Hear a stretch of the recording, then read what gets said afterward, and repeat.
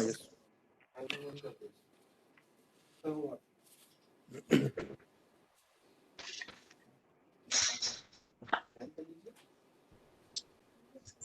Now you can start. Honorable Mr. Justice D.N. Patel, Chief Justice, Delhi High Court. Honorable Mr. Justice R.S. Endlaw, all the Honorable Judges of Delhi High Court, respected former judges of this court, Mr. Chetan Sharma, Learned Additional Solicitor General of India, Mr. Sanjay Lau, Learned Standing Counsel Criminal, Government of NCT of Delhi, Mr. Santosh Tripathi, Learned Standing Counsel Civil, Government of NCT of Delhi, Mr. Ramesh Gupta, Chairman, Bar Council of Delhi, Mr. Mohit Mathur, President, Mr. Jatan Singh, Vice President, Mr. Abhijat, Honorary Secretary of Delhi High Court Bar Association, esteemed senior advocates, distinguished invitees from District Judiciary, learned office bearers of all the Bar Association and Bar Council of Delhi, senior bureaucrats, respected family members and friends of Honorable Mr. Justice R.S. Endlaw, ladies and gentlemen, a very good afternoon to all of you. We have today assembled to bid virtual farewell to our Honorable Mr. Justice R.S. Endlaw, who is demitting office today after illustrious judicial journey. May I now humbly request Honorable the Chief Justice to commence the reference proceedings with his opening address. Sir. My esteemed brother Justice Rajiv Sahai Endlaw, my esteemed brothers and sister judges, Sri Chetan Sharma, Additional Solicitor General of India, Sri Ramesh Gupta, Chairman, Bar Council of Delhi, Sri Mohit Mathur, President, Delhi High Court Bar Association, Sri Jatan Singh, Vice President, Delhi High Court Bar Association, Sri Abhijat, Secretary, Delhi High Court Bar Association, Sri Santosh Tripathi, Standing Counsel on a Civil Side, Government of NCT Delhi, Standing Counsels of Central Government and State Government, Executive Members of the Delhi High Court Bar Association, Office Bearers of the Bar Council of Delhi and other District Court Bar Associations, Senior Advocates, Members of the Bar, Family Members of Justice R.S. Endlaw, Members of the media, ladies and gentlemen, we have virtually assembled here today to bid a farewell to our esteemed colleague Justice Rajiv Sahai Endlaw, who is demitting office on superannuation after a distinguished and a fulfilling career. Justice Endlaw was born on 13th August 1959 in Delhi. His father, late Sri Ishwar Sahai, was a distinguished lawyer and a senior advocate of this court, and Justice Endlaw continued the legacy of his father. He completed his schooling from Delhi Public School, Mathura Road, and did his graduation from Hansraj College in a Bachelor of Science. Thereafter, he completed Law College study from Campus Law Center, Faculty of Law, University of Delhi. Justice Endlaw enrolled as an advocate on 26th of July 1982 with the Bar Council of Delhi, and thereafter started his legal practice.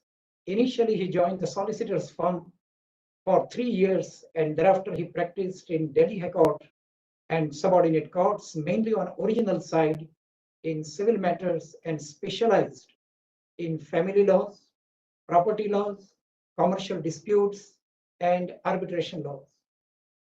Justice Endlaw was elevated as an additional judge of this court on 11th April 2008 and became a permanent judge on 6th of July 2011. For the growth of this institution, Justice Endlaw has always been willing to take responsibilities beyond judicial work. On the administrative side, Justice Endlaw rendered his valuable assistance, being a member and chairman of various committees. He served as a member of the Administrative and General Supervision Committee and a Medical Committee. He also served as a member of the committee to look into the issues of constructions in a Peace Hazari and a Patiala House Court complexes. He served as the chairman of committee to examine the pendency of the cases in Delhi High Court and to give suggestions to expedite the disposal, and also served as a chairman of the court development and planning, which is also a state court management system committee. Justice Endlaw has also served as a chairman of the Rules Committee under Section 123 of CPC, which also looks into Delhi High Court Original Site Rules 2018 and ancillary matters, and also served as a chairman of the Building Maintenance and Construction Committee, Tisazari Court Complex. Justice Endlaw also served as a member of Governing Council of National Law University, Delhi. Throughout his distinguished career as a judge, Justice Endlaw has delivered many landmark judgments which have immensely contributed towards the growth of procedural as well as substantive law. In the case of Ekti Bolajet Volvo versus R. Venkatchalam, Justice Endlaw observed that photocopy or a copy would also be a document, and that it cannot be said that the provisions of the CPC for filing of the documents necessarily relate to the original documents. Justice Endlaw held that a litigant need not file original documents and merely has to give it for the inspection to the opposite party at the time of admission or denial of the documents and at the time of tendering the documents into an evidence.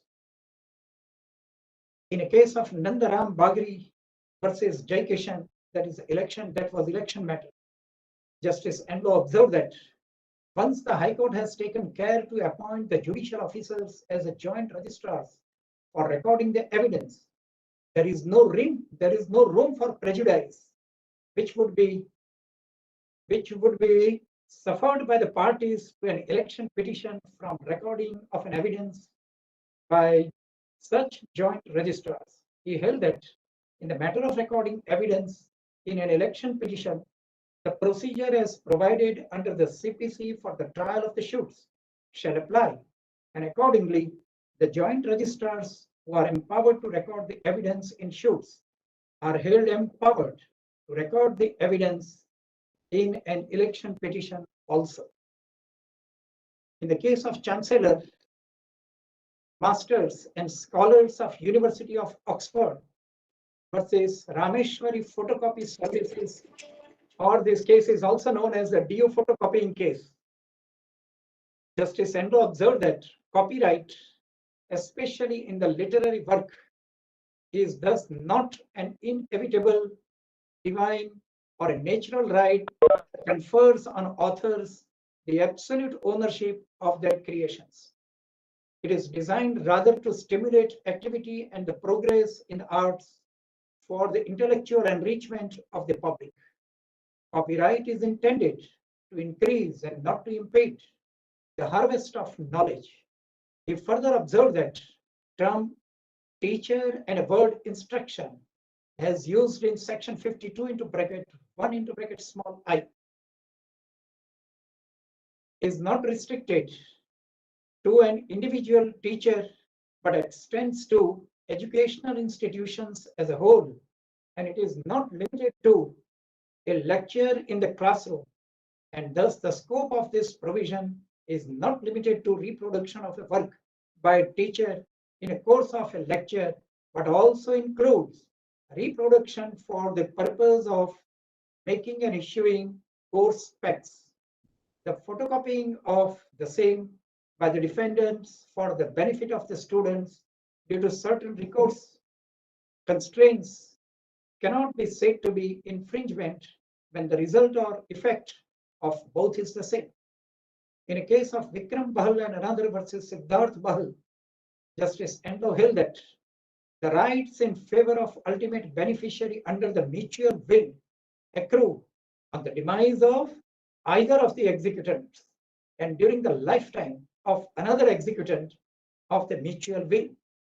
The beneficiary does not have to wait till the death of both of the executants to enforce his rights.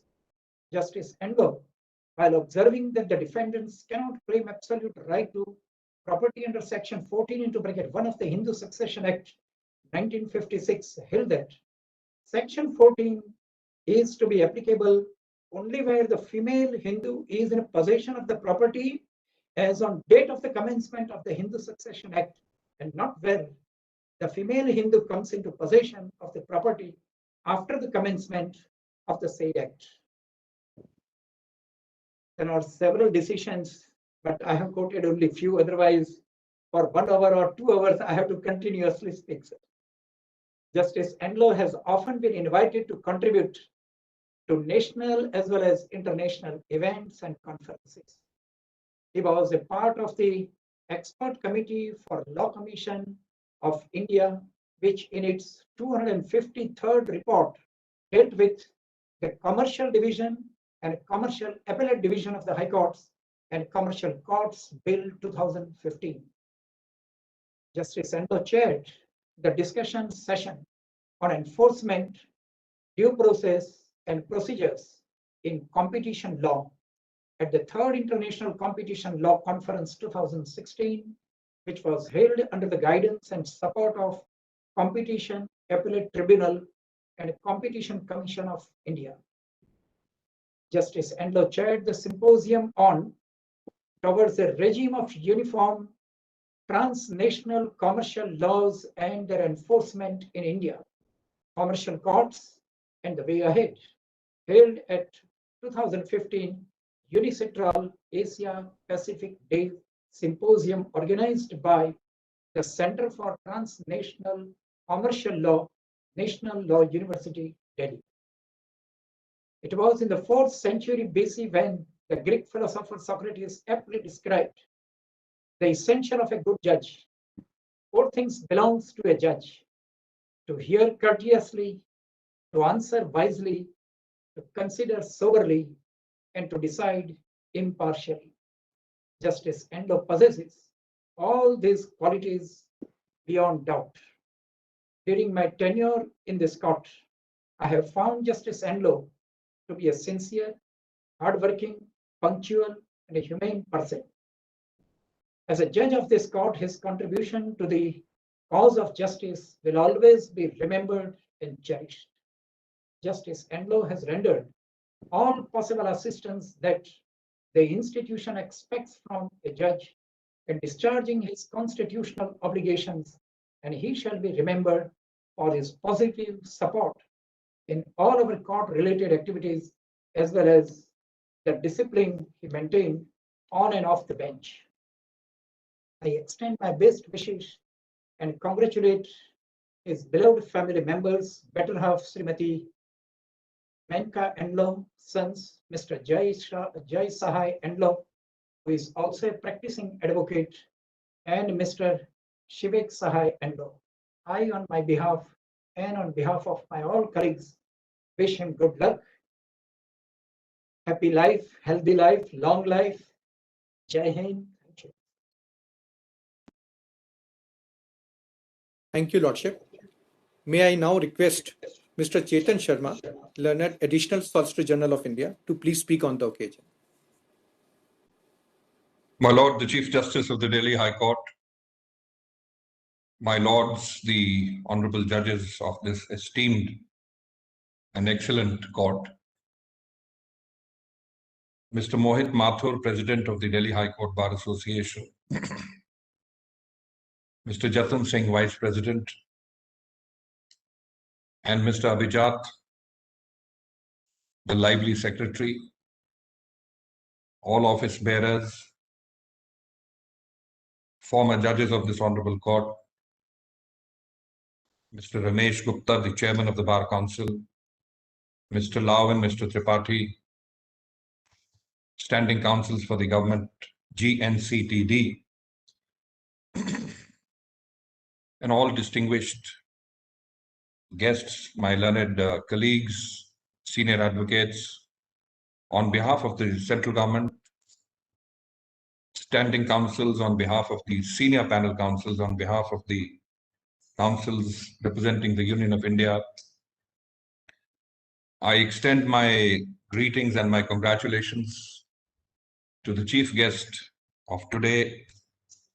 The bar fondly refers to a retiring judge as the bridegroom of the day. My Lord Justice Endlaw is a known classical judge, as we would see him, all of us. He represents that that class of legal luminaries who would be possessed of the law and only the law. And no wonder God probably destined him to take birth in a family which has a surname of Endlaw. Now, it's debatable as to whether the law really ended with Justice Sahai, or did Justice Sahai actually begin the prefatory forerunner of what the law should be. That's a take which each of us will normally, as per our own predilections, will do so.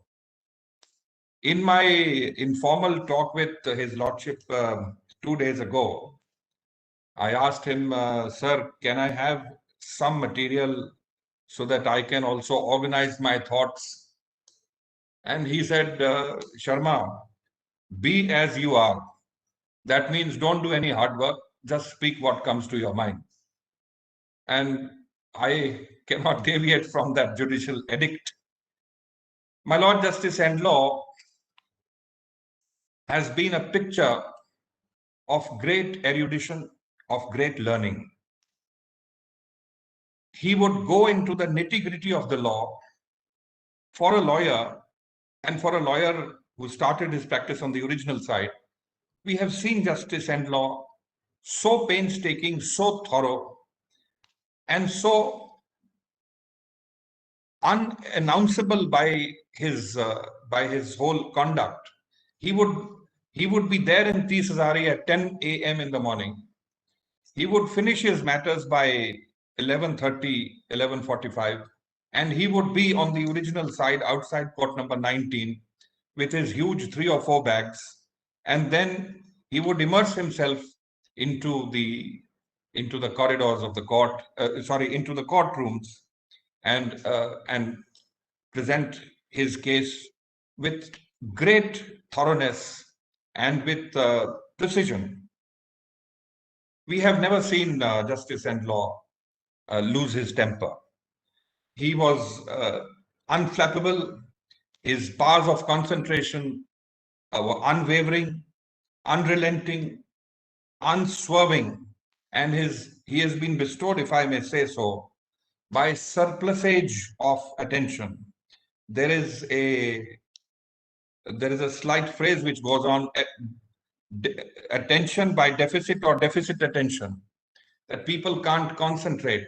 But here you have Justice Endlaw, who from 10:30 till 5:30, 6:30 would go on and on without the least minimal bit of a lapse in concentration. Yes, of course, after about 45 minutes or so, he would lighten up the mood and cajole the counsel to come to the point in a manner of speaking by his own very genteel methods. Before, sir, we began this, before we went live, some of the honorable judges were here, and they were, the topic of discussion was names, nicknames, and sometimes nicknames being carried on into court orders. I'm reminded of one of the moments of great judicial jest of Justice Endlaw, because people seem to see that he has only a very, very somber and serious and sanguine side of him. But in one of the orders, and it is on judicial record, my Lord the Chief Justice and the honorable judges, it is on record, it's on judicial record, that he advised a lawyer named Ms. Rit Arora to rename himself as W-R-I-T, Rit Arora. The only saving grace was that my Lord Justice Endlaw did not put it into brackets as to which of the writs it would be, mandamus, certiorari, or whichever. So this was Justice Endlaw at his virtual best, I may say so. I'm privileged to have appeared before him personally, and it has been a learning experience for me, privileged also to lose most of my cases before him. I could also recite an example, though the matter is sub judice, so I will not take the name. A colleague of mine came and said, "Sir, एक case में जज साहब ने एक suit में पूरे साल तक समन्स नहीं इशू किए. 4 advocates trained their head but could not manage even the issuance of summons. Such was his scrutiny at the preliminary stage of hearing in a suit on the original side." So we can well imagine the kind of depth and gravity that he brought to his area of adjudication. And I must say, sir, we always thought of him as probably having the last word in Transfer of Property Act, in easementary acts, in Hindu law, in family laws, in property laws, in specific performance, in arbitration, name what you may. But my lord, in every roster that your lordship held, there was a stellar contribution in every field, and one could see the uncharted areas being charted with felicity, with finesse, and with grace. And he went deep into the matter. For the bar, for those practicing before the original side or wherever, the topic in the canteen or in the chambers would be, think 3 steps ahead of your brief. So 1 step we know, we say this, the question is going to come this. The answer will be this, the question would be this. So 3 steps we could think and then go before Justice Endlaw, but we would be stumped when we had the 4th dimension put to us, for which some of us, rather most of us, were found wanting for an answer. That having been said, sir, it is also imperative on my part to just highlight a few decisions of your lordships. In Dalem Industrial Company versus Numaligarh Refinery, a question came up before your lordships with respect to the territorial jurisdiction to entertain an execution petition for execution of an arbitral award. Justice Endlaw held that the place of filing of the execution application need not be the place of filing of the application under Section 34 of the Act. The purpose of execution is realization of money from the property or the property of the judgment debtor, while the territorial jurisdiction for suits is determined by the place of the cause of action, residence of the defendants, locus of the property. The territorial jurisdiction for execution is determined only by the locus judgment debtor of the property. It was held that a money award can be enforced to the courts of the place wheresoever the money or any property of the party liable to pay is situated. And I say this because my lord was posited with umpteen of the objections within the meaning of section 16 to 20 of the Civil Procedure Code, and his lordship navigated through that with great ease. Then in Shri Krishna versus Anand, which is reported in 2009, 3 arbitration law reports, 447. This was almost an year after his lordship had joined. A proposition came up as to whether a party which does not obey the diktat of the arbitrator under Section 17 could go back to Section 9, and his lordship held that Section 27(5) needs to be looked at. He made a purposive interpretation of the Arbitration and Conciliation Act and said no. The power of contempt should be pressed into service, and the provisions of Order 39, Rule 2A would also come in handy. But there is no reason for the party aggrieved to come back under Section 9. In Apurva and other versus Union of India 2010, 172 DLT 326, Justice Endlaw held that requiring the OBC candidates to secure marks within the 10% bandwidth of the marks obtained by the last candidate admitted in the general unreserved category amounts to requiring the OBC candidates to compete with the general unreserved category candidates, which was contrary to the concept of reservation, which was approved also by the Supreme Court in a later case, perhaps PV Indra Sen versus Union of India.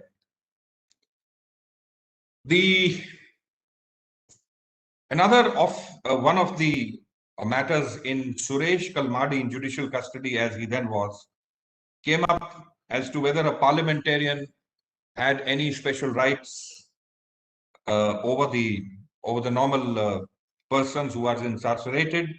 His Lordship observed that allowing the petitioner to attend the parliament, even if in judicial custody, would certainly provide some respite.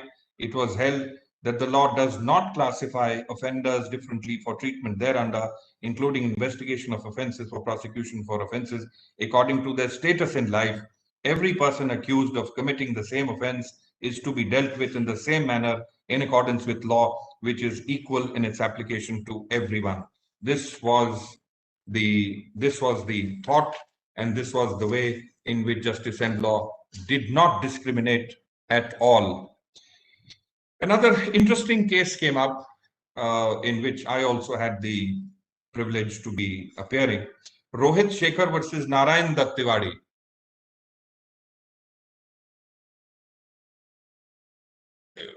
I'm going forward, my lords. I'm not resting any probable accent on Narayan Dutt Tiwari.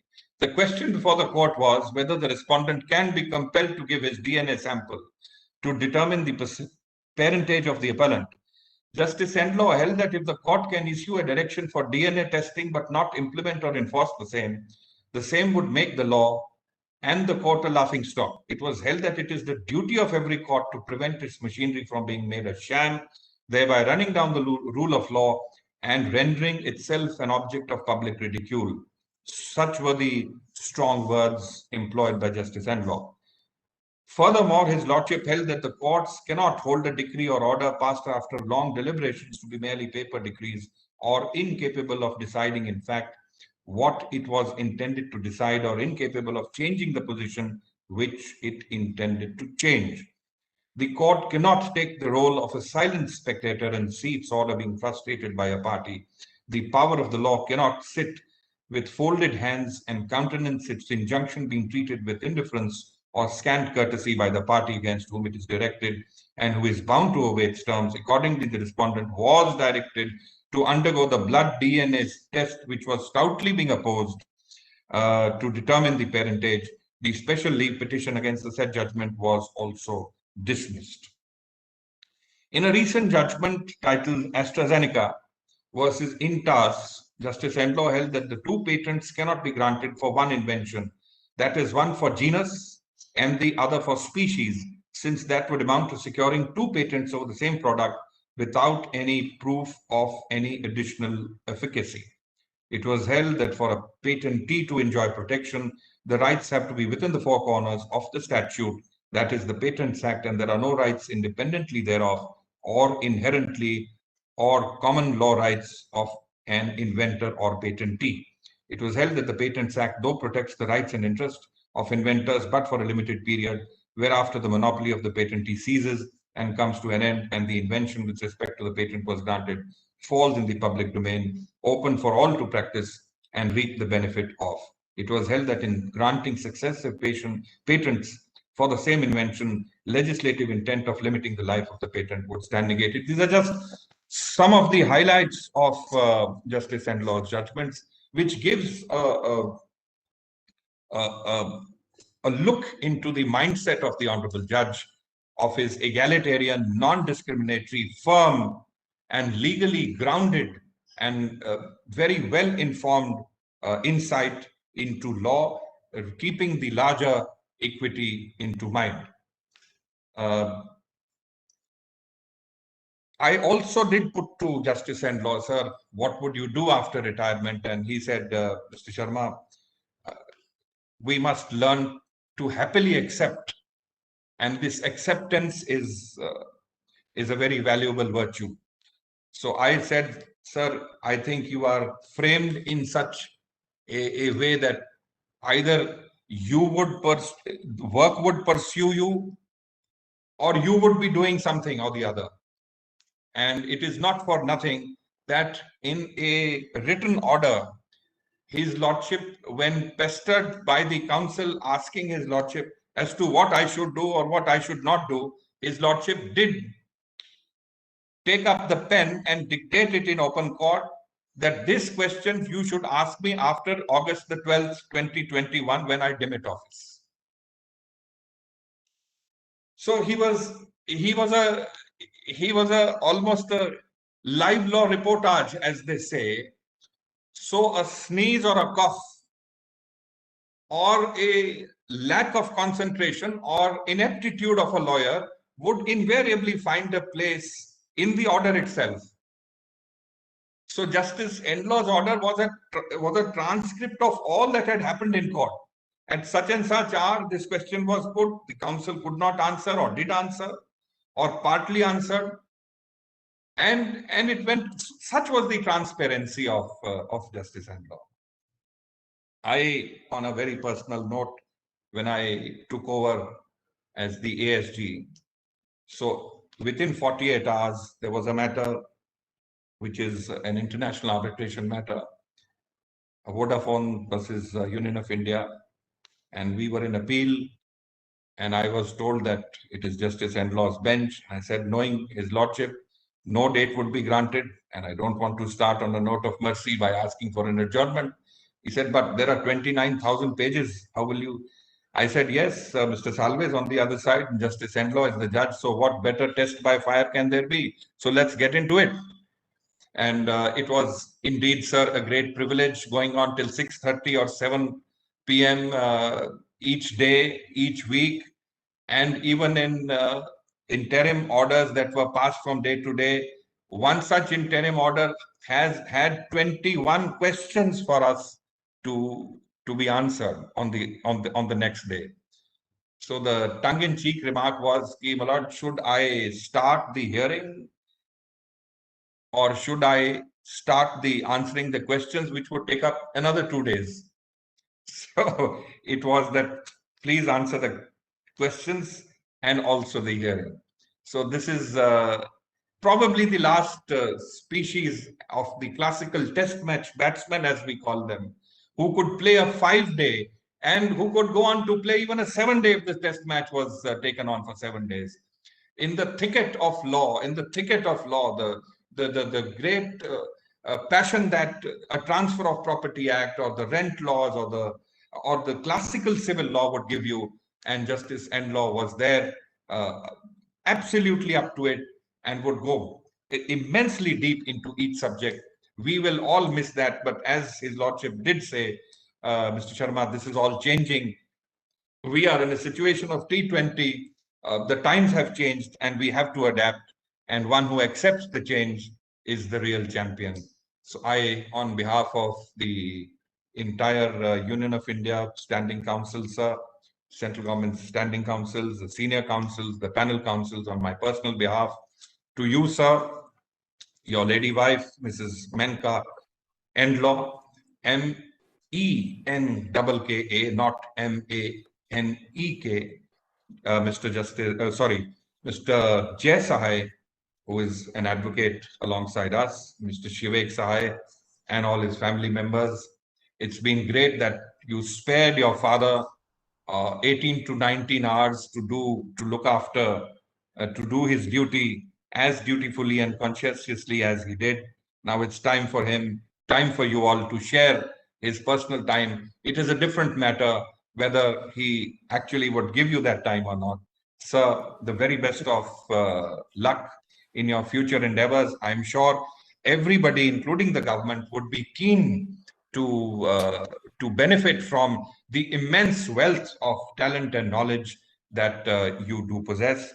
Today we are seeing the retirement, if I may say so, of two colossuses, one Justice Nariman of the Honorable Supreme Court, a jurist, and Justice Endlaw, a colossus jurist.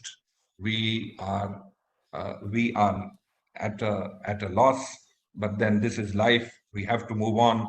Once again, sir, you have actually, by seeing you perform, there's just one small phrase that comes to mind.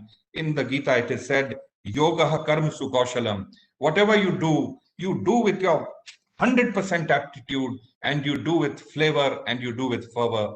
Sir, all the very best. Congratulations and a happy life ahead. Grateful. Thank you so much. Thank you, Mr. Chetan Sharma.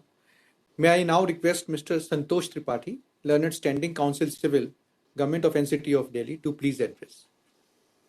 Very good evening to Honorable the Chief Justice of the Honorable Delhi High Court, all the esteemed judges of the Honorable Delhi High Court, Mr. Chetan Sharma, Additional Solicitor General of India, Mr. Sanjay Rao, Standing Counsel Criminal, Government of NCT of Delhi, all the standing counsels of the central government, all the scholarly standing counsels of civil and criminal side of Government of NCT of Delhi, Mr. Ramesh Gupta, Chairman, Bar Council of Delhi, Mr. Mohit Mathur, President, Delhi High Court Bar Association, Mr. Jatan Singh, Vice President, Delhi High Court Bar Association, Mr. Avijat, Honorary Secretary, Delhi High Court Bar Association, executive members, senior advocates, former judges of this Honorable Court, learned members of the bar, family members of the Honorable Justice Rajiv Sahai, and everyone present here.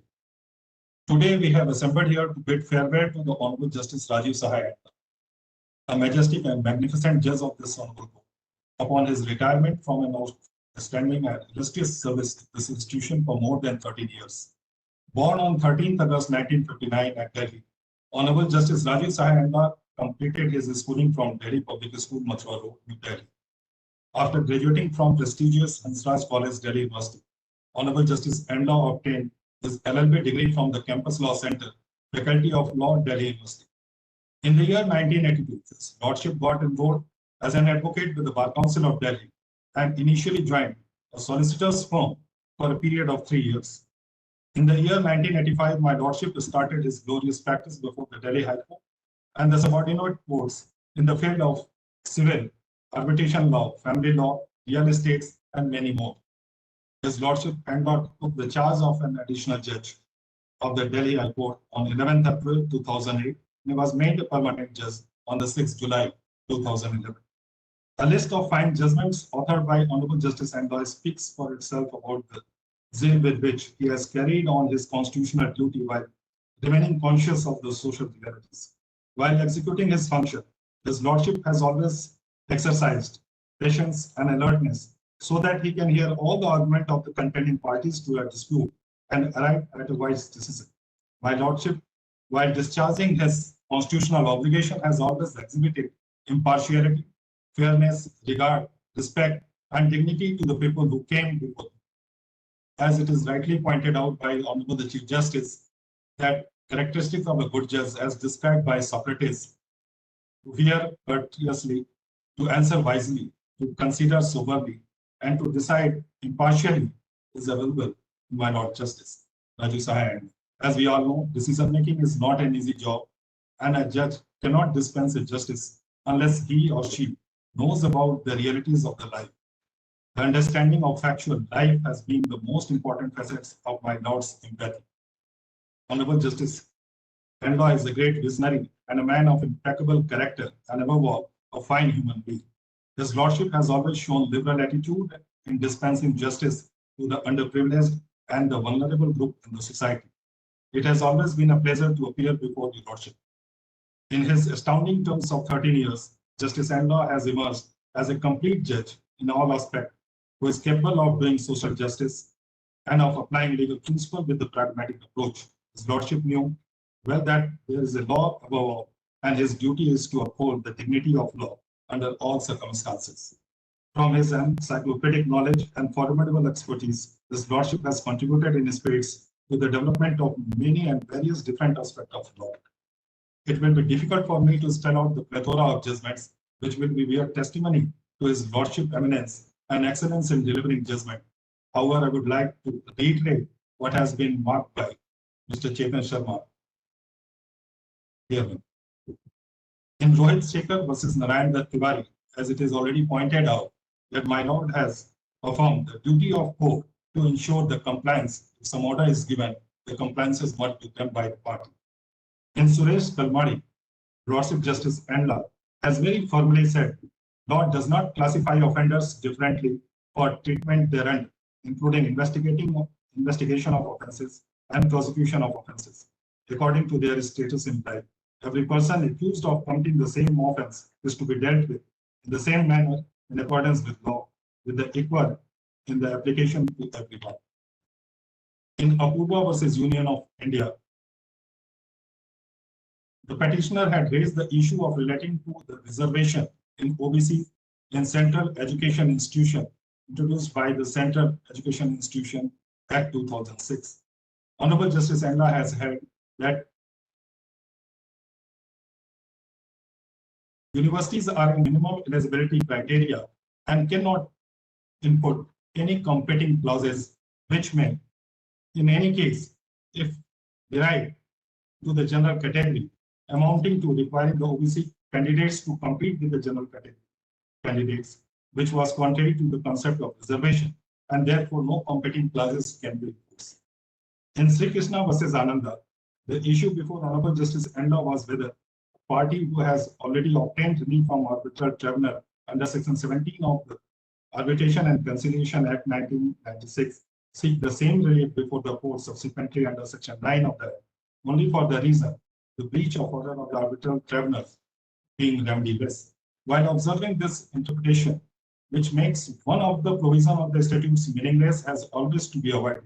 It was held in Section 27(5) of the Act was a complete answer which provided the remedy for such a breach, and any person who fails to comply with the order of the arbitral tribunal would be deemed to be making any such other default or guilty of the contempt of the arbitral tribunal during the conduct of the proceedings. And once a representation is received by the court from the arbitral tribunal, court would be competent to deal with such a party in default or in a contempt, as if in contempt of order of court, that is, either under the provisions of contempt of court or under the provisions of 39.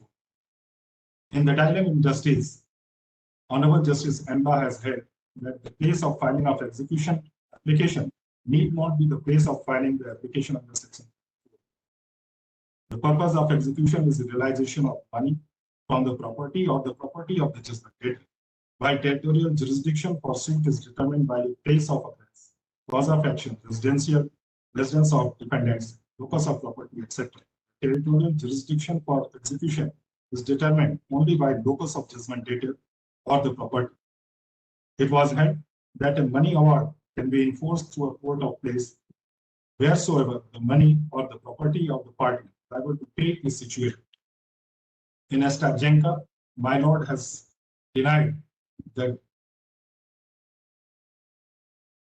double patents which was claimed by the petitioner, and held that two patents cannot be granted for one invention, one for genus and other for species, that would amount securing two patents over the same product without proof of any additional efficacy. It was held that for the patented to enjoy protection, the right have to be within the four corners of the statutes, that is the Patent Act, and there is no right independently thereof or inherent or common law rights of an inventor or patent.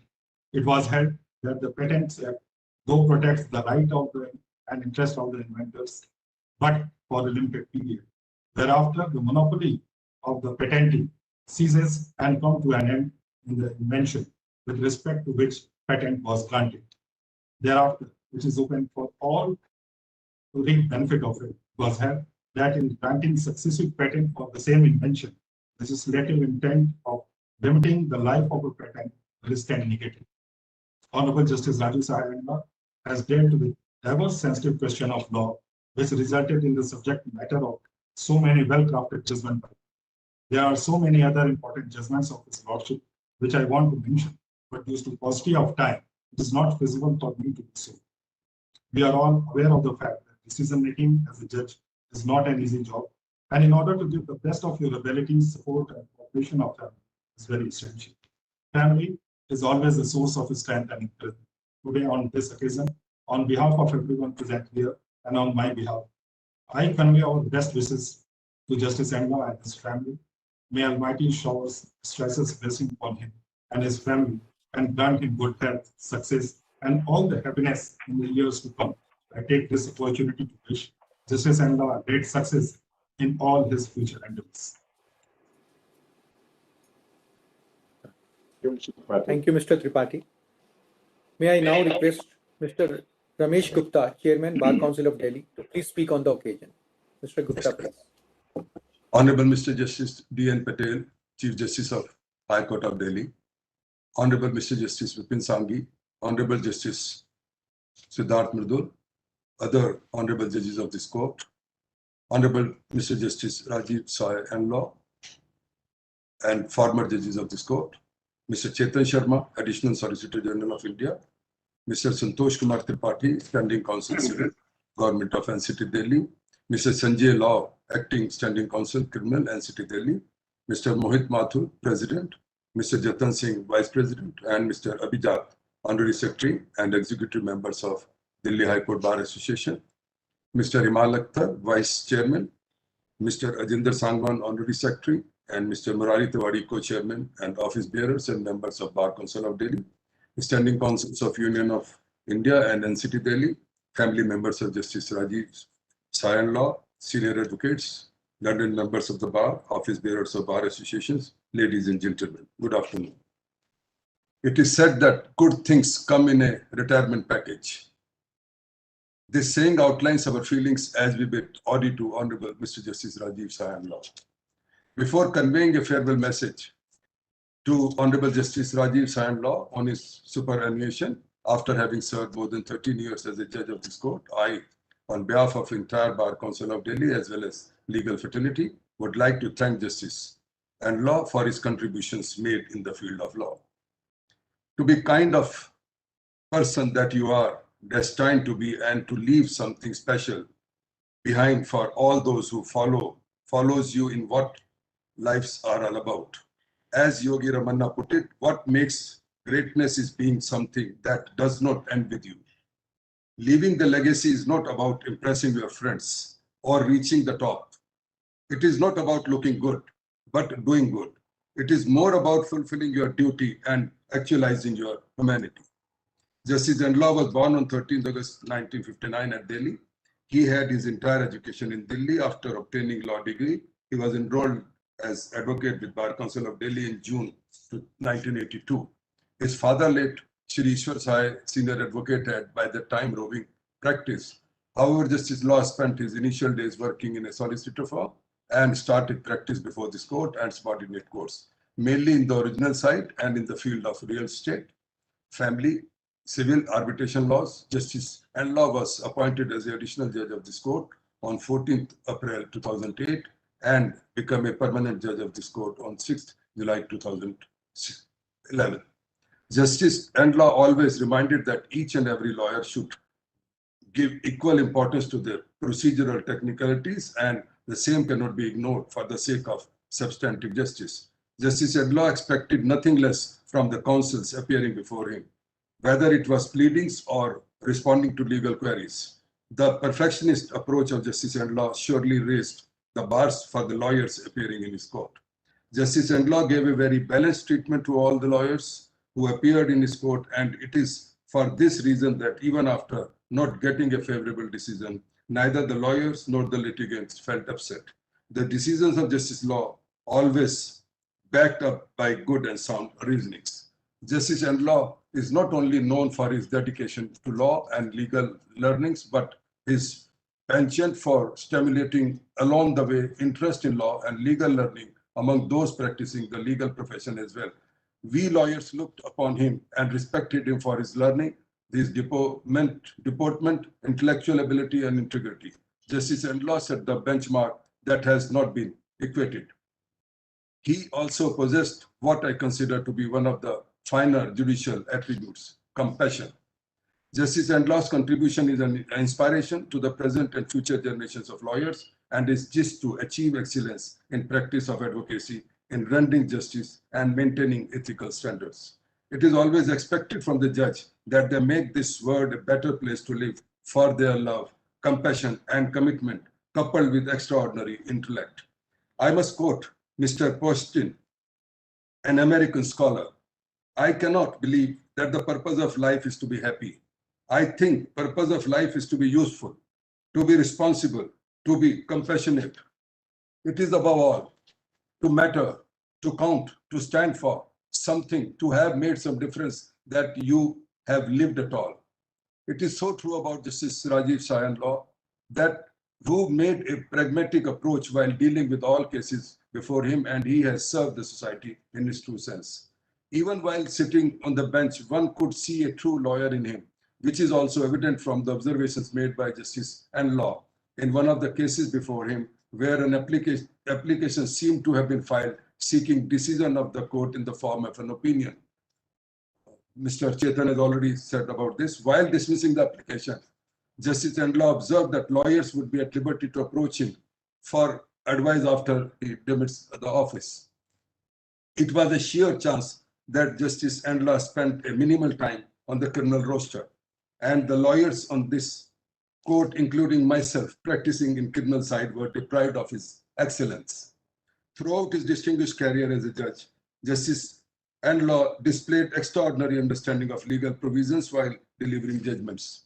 However, I attempt to quote a few judgments delivered by Justice Endlaw. In the Chancellor's case, as my Lord Chief has already stated, Justice Law held that reproducing books and distributing copies thereof for the purposes of education is not copyright infringement.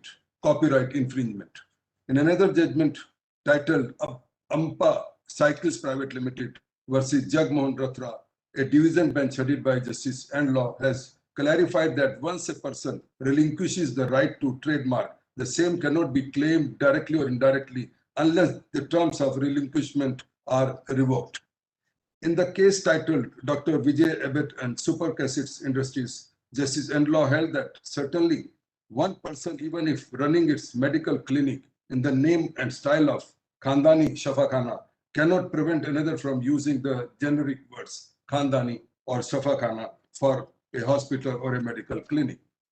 Apart from intellectual property law, Justice Endlaw has also paved the way for giving finality to the arbitration awards being passed by minimizing the scope of interference by the courts. In the case of DDA versus Bharadwaj brothers, Justice Endlaw made extensive observations to ensure that the scope of Section 34 proceedings is not converted into an appellant jurisdiction.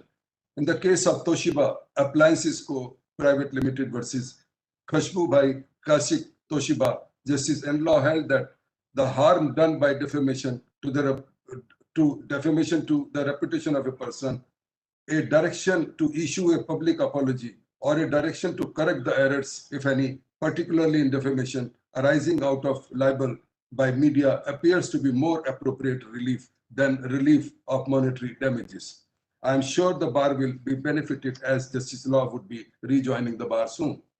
We are also grateful to Justice Rajiv Sahai Endlaw, Justice Pratibha Singh, and Justice Kalwan Singh, who were chairman and members of the Building Maintenance Committee of the Tisajari Court, have very promptly on our request approved the budget for renovation of Bar Council Library at Tisajari Court premises, where the Bar Council has decided to convert the same library into e-library.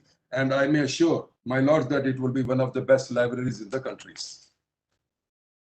Similarly, my Lord Justice Mutta Gupta has approved making an e-library in Karkaduma Court, which will also be one of the best. Last month, Justice Endlaw expressed his concern about some economically stressed students who are unable to deposit the fee for enrollment as an advocate with the Bar Council of Delhi, and hence the Bar Council of Delhi is in the process of reducing the fee of enrollment of students belonging to economically stressed families. But just now I received a letter from Bar Council of India. They have rejected our proposal, but we'll try our best again. In the end, I would only say that Justice Endlaw will be remembered by each and every lawyer who has ever had the opportunity to appear before him for his sincere competency, intellectual humility, dedicated zeal to find out the true facts in a case and not to forget his knack of keeping the atmosphere of this court light by using humor to ease out the otherwise charged up situation. I must also mention equally, company of Justice Endlaw during the evenings after office hours will also be cherished by his friends, colleagues, and members of the bar. On behalf of entire Bar Council of Delhi, we wish my Lord Justice all the best for new innings in your life, which you shall start now on your superannuation. We also convey our best wishes to Mrs. Menka Endlaw, Mr. Jay, Sahai Endlaw, who is a practicing advocate since 2014, and Mr. Shivek Sahai Endlaw, who would get more time to spend in the company of Justice Law. I seek permission of my Lord to end my reference with a poem and a quote from Mr. Epictetus, born slave and a Greek philosopher. Life not put to test is not worth living. Now, my Lord, the poem. इतनी आसानी से नहीं हो जाता कोई विदा, इतनी आसानी से नहीं हो जाता कोई विदा, वह थोड़ा थोड़ा जरूर रह जाता है तुम्हारे साथ, अदृश्य और निराकार, जो तुम भी थोड़ा ही सही चले जाते हो दूर तलक साथ, साथ उसके जो हुआ अभी अभी तुमसे विदा. Thank you, my lord. Thank you, Mr. Ramesh Gupta ji. I now request Mr. Mohit Mathur, President, Delhi High Court Bar Association, to please address the gathering. Mr. Mathur, please.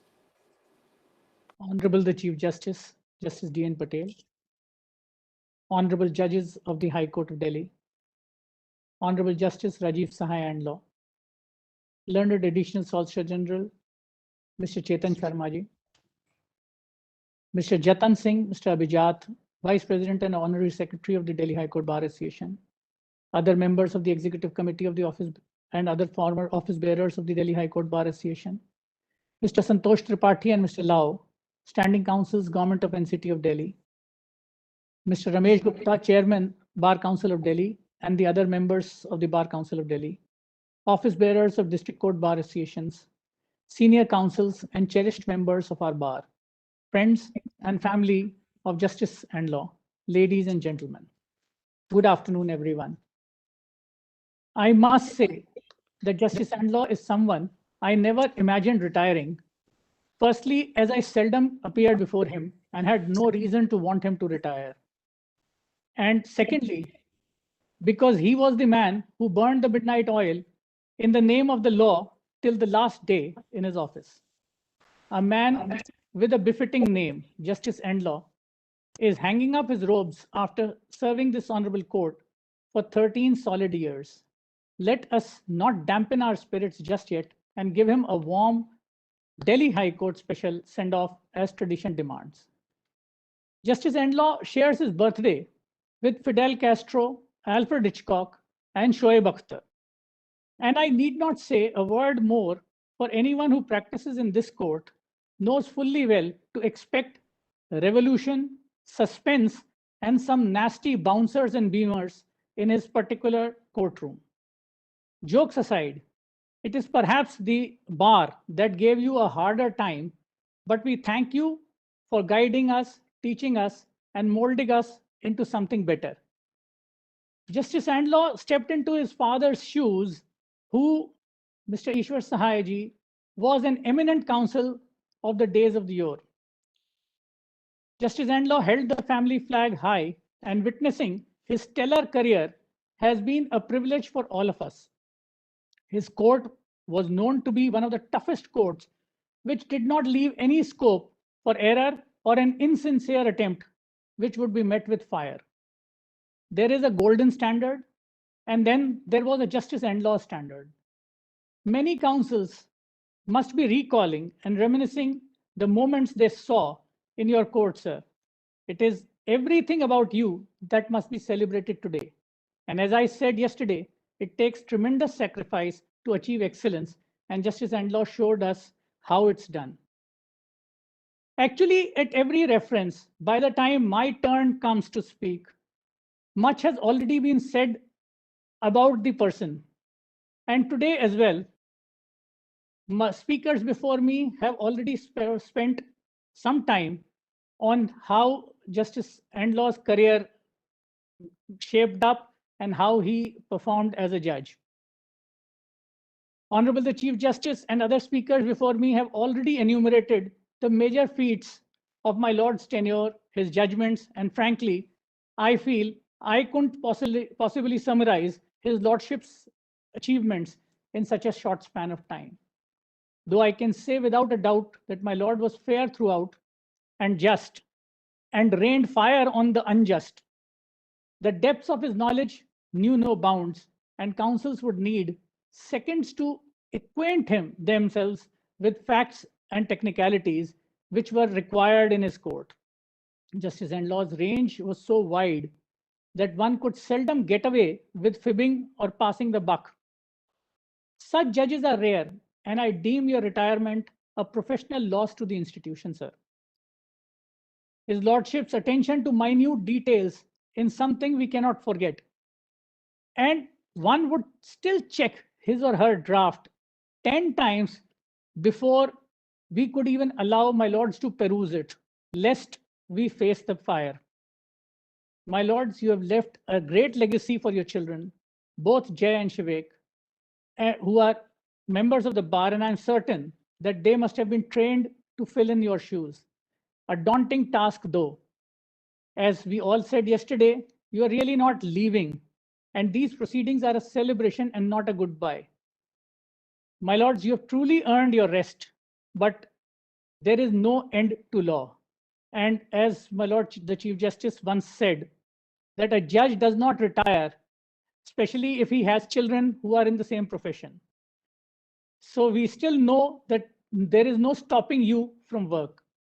I wish you, on my behalf and on behalf of the entire Executive Committee of the Delhi High Court Bar Association and the entire Bar Association, a wonderful life ahead, full of love and laughter, family and friends, and not a care in the world.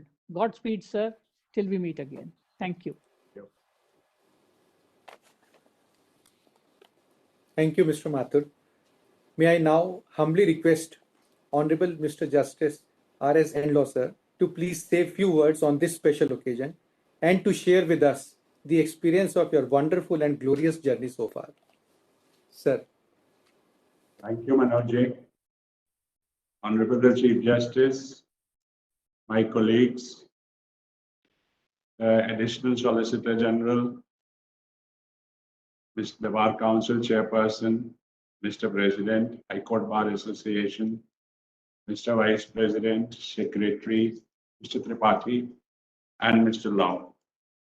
Thank you very much. When I joined the bench, some of the senior judges had mentioned to me that now you speak only through the judgments.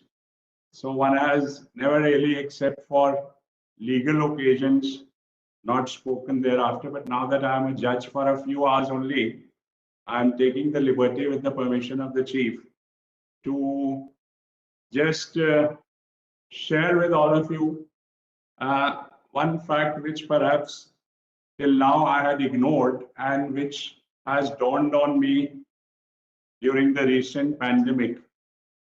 Some of you with more insight may be already knowing it, but what I realized was that acting particularly as a judge, as a lawyer, one didn't think in these terms. Performing the role of a judge who authors the judgment or the order which resolves the disputes which have been brought before the court by the consumers of the legal system. One was, kind of at the back of the mind feeling like an actor in a film who thinks that the success or failure of the film is squarely on his or her shoulders. So one thought that whatever one is doing is entirely owing to whatever one is doing. But then came the pandemic, and the lawyers were there, the judges were there. Delhi High Court was very fortunate. We had the virtual platform available. But none of us were able to work because what I then realized was that the backbone of the court was missing. And I called the registry of this court, plus registry, I mean everybody, the personal staff which is attached to each of us. I realized that without them, we as actors or authors of the judgment didn't mean anything or perform any function which we were required to perform. And it was not so. One realized that without the personnel of the registry going to the court, receiving the files, transmitting them electronically to us, and transmitting them was, of course, by giving it a shape which allowed us to do it expeditiously by bookmarking it, by indexing it. So it was a great, and not only that, not all of us were very deft at handling the computer systems or do the virtual hearing. So one rang up the computer branch staff at all times of the day, mostly at night when one started working. And they were always very helpful, and they were able to solve the problems, whatever one had, on telephone only by guiding you, press this, now go here, go there. So I feel that we have never, at least I had never paid much attention to the staff and the registry. But one realized that whatever we are doing, whatever praise all of you have showered on my work today, that praise without all that support staff is meaningless. There were various issues one saw. We are fortunate we have been provided these big houses where we have a home office, but the stenographers were opening up their screens, telling the entire family to keep quiet, telling the children not to study, not to listen to songs, or not to, telling the family members not to pass behind them while the dictation was going on. So it has been a big sacrifice for all of them, and one realized that whatever work one has done, maybe most of it would not have been possible, or the quality and quantity which one tried to achieve would not have been possible without all that stuff. There's another very hidden facet which perhaps again doesn't come to the fore, that is the law researchers. I think their role in the performance of each of us is stellar. And again, I come from an era when in my own office, I used to rely upon books for entire legal research. So I was not very comfortable with legal search, but I was fortunate that 2008, when I joined, at about that time only, this system was developed of providing law researchers. It started with 1, 2, then it became 3 ultimately. And that has had a very large contribution to whatever one delivers, because the tedious tasks of proofreading, because before a judgment is delivered, one needs to be careful that all the names, particulars, figures there is no mistake in that. So all that work we could pass on to the law researchers, plus legal research. Since we provide for generally freshers as law researchers, so there were freshers, but once you start guiding them which way to go, slowly they also adapt to one style of working. And without all the legal research, one could not have come up with the propositions which one wanted to develop or on which one wanted to base the decision. So I just wanted today to bring these two background surfaces which never come to the fore and which go in whatever one achieves. This sport has a tradition of honoring judges, of honoring lawyers, but till now I have not noticed any tradition of honoring these two facets of the court system, without which our court was a failure during the pandemic, and who have done a great role. Without them, the Delhi High Court would not have done the work which the entire country is talking of. The Supreme Court has mentioned it, which they have mentioned. So I very humbly accept all the praises which each one of you has very kindly said for my work, but I receive it only for not only for myself, but also on behalf of all the law researchers which over the years have worked with me. I was fortunate. Most of the personal staff which was attached to me, that has remained unchanged in the last 13 years. So that was a very big factor. So I accept it on behalf of all of them and use this platform to also convey my thankfulness to each one of them for contributing to whatever work one has been able to achieve. It is only because of them that I have enjoyed them, as well as, of course, all of you, that I have enjoyed thoroughly. Unlike some of my colleagues who today are made permanent judges on the very first day, I had 3 occasions to get out of the system, but I was enjoying myself because I took one oath. I don't know whether they were testing me or what was happening. They wanted me to get out of the system. So before becoming a permanent judge, there were 2 oaths, as everybody must have guessed from the gap between appointment and confirmation. And but I was enjoying myself so much that the thought did not come to my mind that I have an opportunity, I can go back to the same court and do the same kind of work. So thank you once again, all of you. I've said this yesterday, I've had a great time working with everyone, and I continue to look forward to our association with each one of you. Thank you.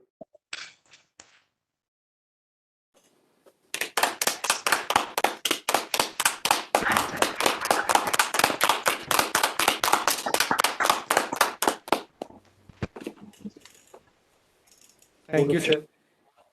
May I now have the permission of Honorable the Chief Justice to close the reference proceedings? Yes. The proceedings are closed.